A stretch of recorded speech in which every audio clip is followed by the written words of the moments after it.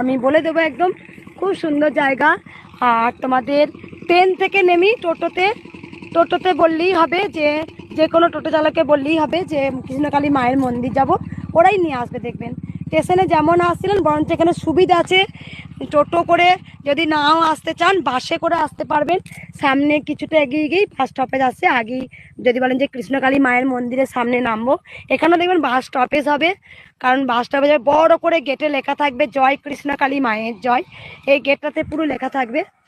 হলো একদম ফ্রন্টটা দেখুন, এই রাস্তা একদম গাড়ি ঢুকে যাচ্ছে এইখান থেকে পুরো ওই পোলটা বসানো আছে একদম ওই পর্যন্ত একদম ফ্রন্ট, মানে 4 চাকা বাস, যারা বাসে করে অনেক ব্যঞ্জন বাজিয়ে যেসব ভক্তরা বাসে করে আসেন, সেই বাসে করে এসে একদম পুরো ঢুকে যেতে পারবে, কোনো অসুবিধা হবে না একদম, আর কেউ কিছু বলতে পারবে না।